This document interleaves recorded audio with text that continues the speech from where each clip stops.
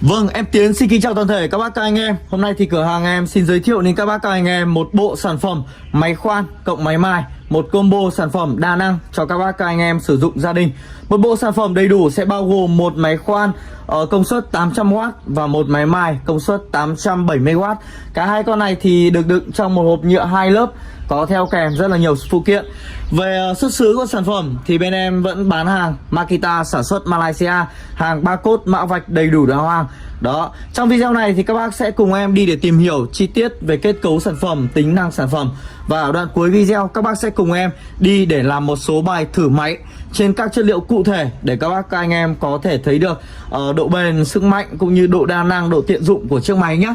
Bộ sản phẩm đầy đủ sẽ bao gồm một máy mài có công suất là 870W và một máy khoan công suất 800W. Tất cả được đựng trong một hộp đựng 2 lớp, một hộp nhựa 2 lớp rất là chắc chắn. Theo kèm thì sẽ có tay cầm của máy khoan và tay cầm của máy mài đầy đủ luôn. Phụ kiện nữa thì có tay tháo đá, cover bảo vệ và tất cả các cái phụ kiện như các bác thấy trên màn hình này, gồm mũi khoan gỗ, mũi khoan sắt, mũi khoan tường, một số mũi mài, đá mài các bác nhé. Đây một số những cái đá mài như thế này. Đó, rất là đầy đủ luôn. Về các bác các anh em sử dụng gia đình người ta có thể sử dụng luôn mà cũng không cần thiết phải mua thêm phụ kiện. Đó, giá thì cực kỳ ưu đãi, phù hợp cho tất cả mọi người, chỉ có 960.000 bao ship tận nơi. Đó, giá thì cực kỳ là tốt luôn, cực kỳ phù hợp cho tất cả mọi người. Các bác các anh em sử dụng gia đình, các bác các anh em làm thợ cơ khí, điện nước, nhôm kính, làm mộc. Đó, sử dụng bộ này cũng đều tốt. Về chiếc máy khoan thì máy sử dụng đầu kẹp 13 ly bằng kim loại. Đó, máy thì sẽ có hai chức năng. Các bác bên này thì sẽ là chức năng khoan không phát sinh búa để các bác bắn vít, bắn tôn, khoan sắt, khoan gỗ, khoan gạch men, khoan nhôm kính. Đó, và gạt sang bên này thì sẽ là chức năng khoan tường để các bác khoan búa, khoan tường các bác nhá. Đó, sang bên này sẽ là chức năng khoan tường. Máy thì sẽ có mã code mã vạch đầy đủ. Máy có mã code mã vạch đầy đủ, Makita in Malaysia, máy xuất xứ Malaysia. Đây là cái tem mã vạch để các bác tra nguồn gốc xuất xứ cũng như là chế độ bảo hành của máy. Hai con này thì đều được bảo hành 1 năm và đổi mới trong vòng 30 ngày các bác nhé.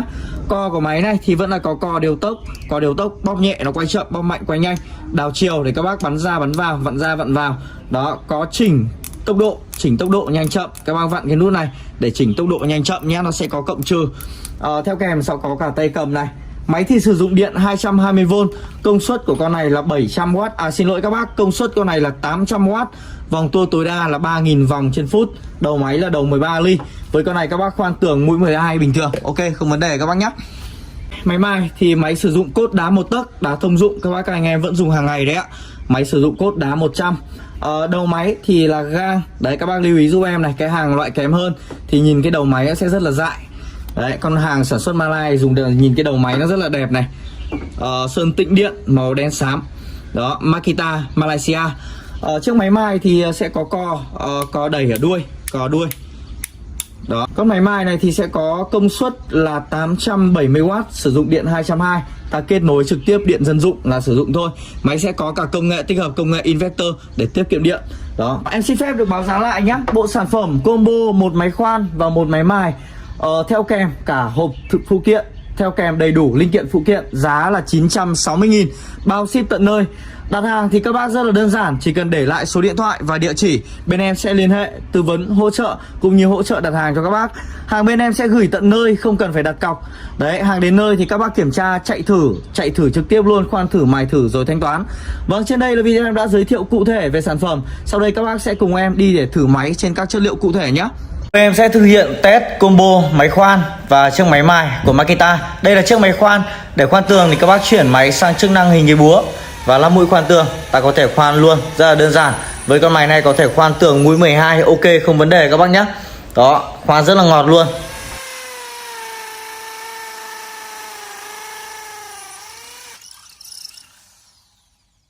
Vâng, tiếp theo thì ta sẽ test bắn vít các bác nhé. Bắn vít tôn trên sắt hộp. Để bắn vít tôn thì các bác cài trực tiếp đầu lai tôn vào đầu máy, kẹp vào là sử dụng luôn.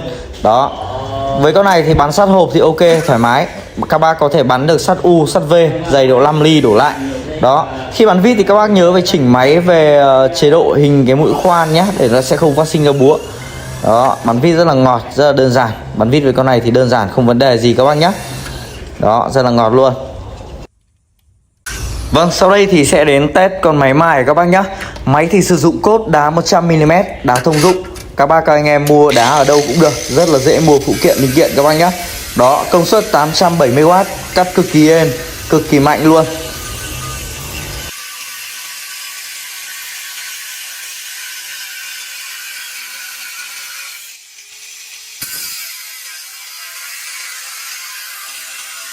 Vâng, trên đây là video em đã giới thiệu cụ thể về sản phẩm. Bác nào có nhu cầu sử dụng hãy nhanh tay liên hệ em theo số điện thoại hiển thị trên màn hình, hoặc có thể để lại số điện thoại dưới phần bình luận. Bên em sẽ liên hệ lại, tư vấn, hỗ trợ cũng như hỗ trợ đặt hàng cụ thể cho các bác nhé. Vâng, các bác có gì chưa hiểu về sản phẩm thì cứ để lại số điện thoại để bên em có thể tư vấn cho các bác. Em xin phép báo giá lại bộ sản phẩm combo một máy khoan và một máy mài của Makita. Giá là 960.000, bao ship tận nơi. Hàng bên em thì đặt hàng rất đơn giản, các bác chỉ cần để lại số điện thoại, địa chỉ, bên em gửi tận nơi. Hàng đến nơi các bác kiểm tra, chạy thử đúng chất lượng và máy hoạt động ổn định thì các bác thanh toán tiền. Không đúng chất lượng hoặc máy hoạt động không ổn định thì các bác gửi về. Bác nào có nhu cầu sử dụng thì hãy nhanh tay liên hệ để đặt hàng nhé.